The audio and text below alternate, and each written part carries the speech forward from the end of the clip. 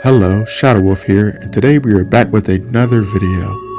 We are going to take a deep dive into an extremely underrated show called Noragami. Now this show I truly believe has gotten forgotten, lost in the shuffle, and had so much potential to be up there with the Mount Rushmore of anime. I really think this show could have competed with Jujutsu Kaisen, Chainsaw Man, Attack on Titan, and many other talked about anime, but was just missing just a few key elements to really make it stand out and fix a few pacing issues. Now, personal feelings aside, I gave this show a solid 8 out of 10 after finishing everything, including the manga, but I'm gonna break down everything, the good, the bad, and what I believe they should have changed to make the show stand out a bit more. Now, throughout this video, I will use a few Bleach comparisons just to avoid any confusion while I summarize this anime, in case there's anyone watching who hasn't seen this show. But with that said, let's dive straight in. To put it in simple terms, gods get to do whatever they want, even if that includes hurting someone or taking a life. Yati did kill a regalia once. He kills people too sometimes. The beginning starts with our main character Yato, known as the God of Calamity. He is out destroying corrupt spirits and phantoms around the town, as he suddenly received this request to chase down a lost cat. He soon stumbles upon a human girl named Hiyori. As he suddenly dashes across the road, she dives in to save him before he gets hit by a truck. She gets knocked outside of her body in the process and becomes a half-spirit with a tail. And with that, their paths become intertwined. She soon starts to notice these weird changes in her life because she can see the spirits of the far shore and start to hear these strange voices.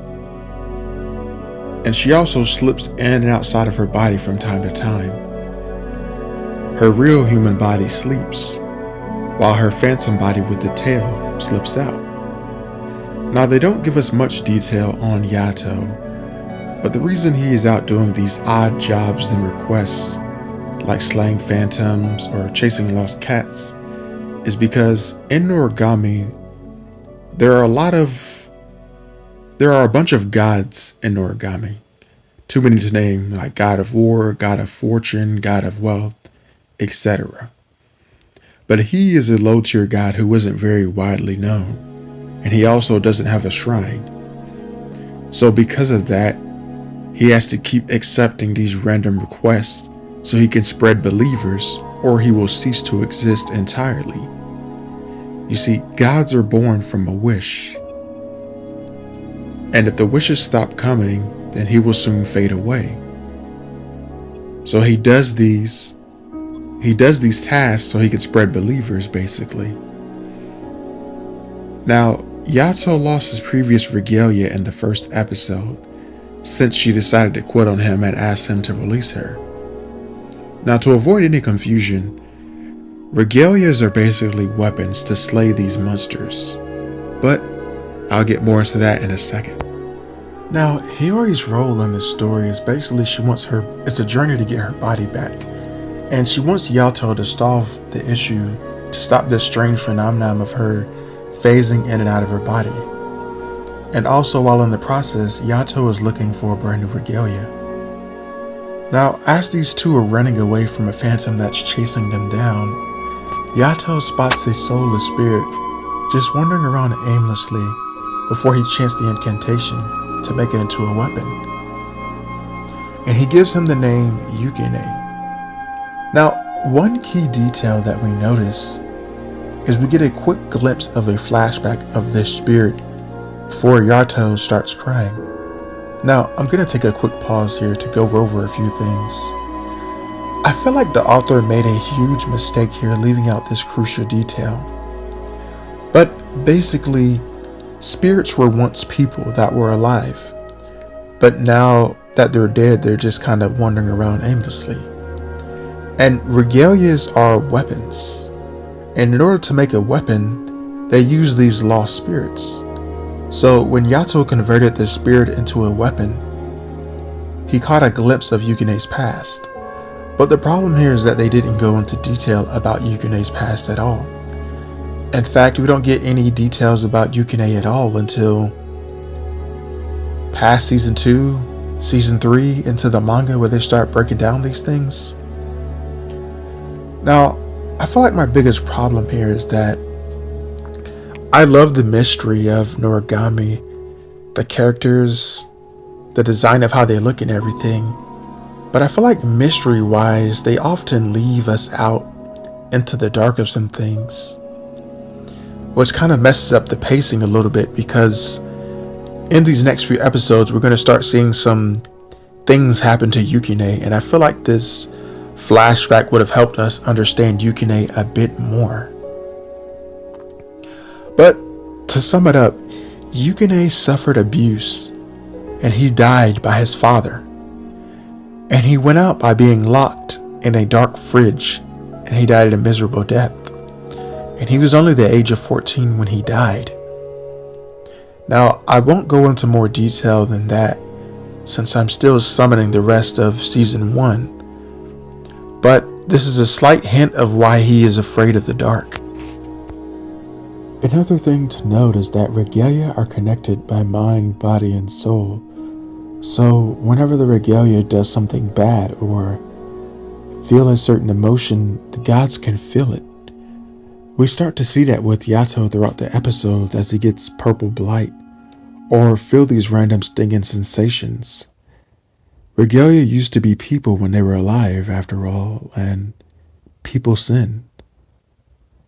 Soon we witness this with Yukine's actions as he steals stuff and gets lewd thoughts about Hiyori, that Yato starts to get affected with blight. We eventually have an encounter with the god Bishamon, who has a serious grudge against Yato for killing other regalia in the past. They did foreshadow this a bit because he was once a killer. They did call him the god of calamity. Luckily, they managed to get away, thanks to some help. Bishamon was forced to retreat since the storms were starting to spiral out of control. We also witnessed one of Bishamon's regalia, Kazuha, bowing his head to Yato as they take their leave because he owes him a great debt. But more on that later. Since Yato has been heavily blighted recently, he has been wondering if him and Yukine could actually work out. His old regalia from the past pays him a visit and tries to tell him that Yukine is unstable and that he should try cutting ties with him and try using her like the old days, back when they were both killers.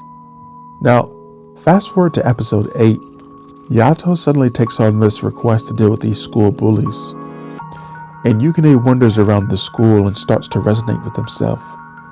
He feels this pain in his chest because since he is dead, he feels all alone, not being able to connect with these people in the classroom that are of his age and experienced adolescence.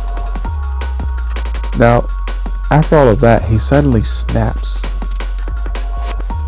Yukine breaks all the windows of the classrooms around the school, and Yato ends up in super critical condition. Hiyori starts to freak out a bit, as Yukine soon calms down from his rage and sees the consequence of his actions looking at Yato's state. Hiyori is yelling at him. She soon seeks help from the two who helped stop the Bishamon attack earlier. They have to do an ablution ceremony that requires 3 people to save Yato's life. An ablution is basically a ceremony where the regalia confesses their sins in order to save the god. But the thing is, they're struggling to find anyone since Yato isn't a widely known god. So they end up with Kazuha, the guy who's in a great debt to Yato, the girl who quit being Yato's regalia earlier in episode 1, Tomine, and the rescue squad from Bishamon. The ceremony begins as they try to get through to Yukine and get him to confess to his sins. Hiyori and Yato finally managed to get through to him as he confesses, and he starts to turn over a brand new leaf. He starts to clean up his act, doing good deeds around the house and doing chores to restore the money that he stole previously. Yukine is back on the right path to no longer blighting Yato. Now, I feel like I'll stop it right here for now because the rest is basically filler with the fight between Robo and Yato. And if they ever decide to make a season 3, this won't impact the story at all in any way. The only thing worth remembering is that it was just a decent fight between the two, and that was about it. But I felt like he wasn't really villain material to really move the story in any way. It was just kind of a bad guy versus good guy ordeal, but nothing special narrative-wise.